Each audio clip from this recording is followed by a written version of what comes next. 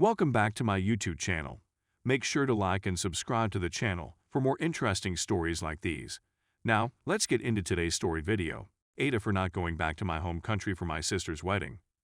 I, 28 years old, moved to Canada 7 years ago, married when I was 21 years old, and my husband, who was already a resident of the country when we married, came 7 years ago. My grandparents made the necessary arrangements. At first, it looked weird, but I ended up liking him a lot. In my religious tradition, remarriage is not prohibited. Although it is not entirely accurate to say in English that husband and wife are people who share souls rather than those who sit together, there is a component to it. I have the distinct impression that my husband's and my souls are entwined, and I have no desire to ever be with another man. My grandparents are completely unaware of this. Their goal is for me to bring my children back to my home country so that they may remarry and give my children with a father role in their lives. There are just too many unknowns in that circumstance for me to deal with, even if I chose to do so. They've ceased asking me, but I'm aware of what they're trying to do. My sister, who is 24 years old, is getting married in June, and she really wants me to be there to celebrate with her. I'd be telling the truth if I said I didn't want to go. If I go, I know from the way my grandparents were talking that they would try to have me married as well if I go. While I don't anticipate getting married in this situation, I don't want to put up with the harassment and expose my children to the idea that they could acquire a father just because their father loved them in the past. When I told my sister that I wouldn't be able to go, she was enraged, to say the least.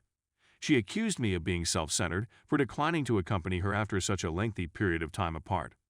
When I expressed my displeasure with our parents' rudeness, she urged that I endure it for a month for her sake. Maybe she's right, and I'm just acting like a jerk, since we were so close before I left her alone. Please note that my husband as well as my parents have passed away. Update. As a result of reading everyone's comments, I become more anxious that my grandparents are attempting to push me into marriage. As a result, I reached out to my brother and shared my worries with him. He got in touch with my sister and admitted to me that he had tricked her into exposing our grandparents' conspiracies. In all likelihood, they had planned to marry me either at the same time as or shortly after my sister. That was their idea, and I'm not sure how they expected to get away with it given that the temple would never approve it. Consequently, my brother told me that I could either make it known that I was not going and end things in public, or I could do it discreetly and avoid public scrutiny. My sister has misled me, and I am aware that my brother is furious with her, but my people's custom forbids us from seeking retribution, which would jeopardize my sister's upcoming wedding as well as her professional image. So my brother purchased airline tickets for me and my children, with the objective of canceling the trip and having my doctor provide a medical explanation for my inability to go. I'm certain that my doctor, who is from our neighborhood, would sympathize. I needed to calm my brother down so that he could still enjoy her wedding, since his presence was more important than ever before. It's a shame that I won't be able to return to my home country and that I won't be able to bring my children with me, but Canada is a beautiful nation. Nobody at work is pressuring me to remarry, and every man and woman at work has a genuine respect for me and my situation. My partner is no longer alive, but I think that our souls will continue to be together forever. I'm sad that my first home no longer believes in me, but I'm not going to give up on my dream. Story 2. AITA for not charging my nephew rent after he moved in with me and my family. So I, 44 male, have an elder sister Miriam, 47 female, and she and her husband Joe have a kid Jade, 18 male, 51 male. My wife and I have 2 girls, one is 15 years old and the other is 12 years old, but no boys. My girls see Jade as their big brother, and in our culture, he is not a cousin but a brother. My wife adores Jade as if he were her own son. When I mentioned having a baby to give our kids a sibling, she pointed out that they already had him as a brother. She made me think that way as well since I love my sister, and Jade is a nice guy, but I know he isn't my son, even though I love him like one. The bone of dispute is that Jade began university in September, and his parents evicted him and forced him to take out loans since he is now 18 years old. This seems strange to me since my parents never did anything like this. The residence, however, has its own set of regulations. This is what Joe's father did with him, as my sister mentioned, and he believes it will work since it has for him. Jade relocated to a location where he could pay inexpensive rent while working as much as he could. He failed all of his midterms. As a result, he came weeping to my wife and me. I didn't want to take him in since it might jeopardize my strained relationship with my sister, but my wife pointed out how badly he was suffering, and I consented. We're not going to make him pay rent because I wouldn't ask it of my children, and I'm not going to ask it of him.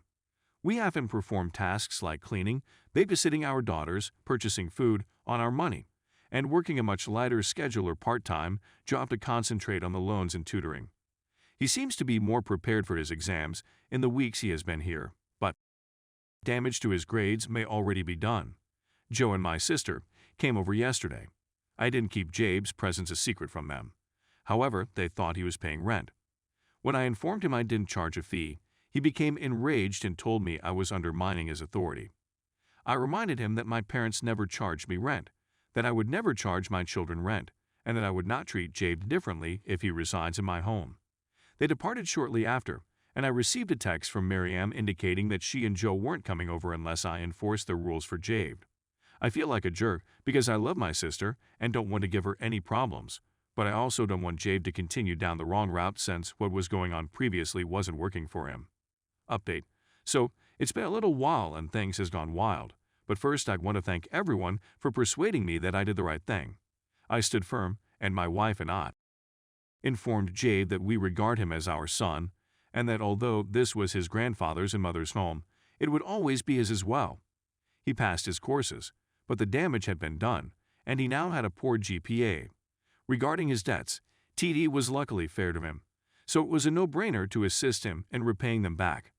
This semester is going much better, and I am certain that his grades will improve. Here's where things get a little strange, because a few days later, I received a call from Miriam, saw her at Tim Hortons, and it turns out she and Joe had a major disagreement after they left my house, and she's now divorced. It turns out that things have been awful for them since the pandemic began, and that things have only become worse after they ousted Jabe, and that their unified front was a charade. It seems like they've been divorced for 2 years to her. She told me she reunited with Amir, who lived next door to us for a few years as a teenager, and they became great friends, but Joe was skeptical since he's a decade younger than her and a handsome person. The main issue was Joe refusing to be immunized despite the fact that he claims to be liberal, she's a researcher, and Jade has asthma. I'm presuming Joe went off the deep end after his divorce, since he's heading to Ontario to join the convoy. So I went to his house with Miriam, retrieved everything, and transferred her back into our house. Miriam has honestly been the happiest I've seen her in a long time.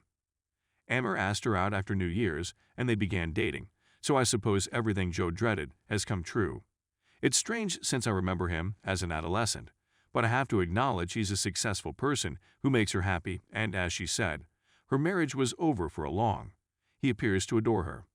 My girls adore Miriam, my oldest constantly requesting her for bio tutoring, and my youngest clings to her and is learning to crochet from her.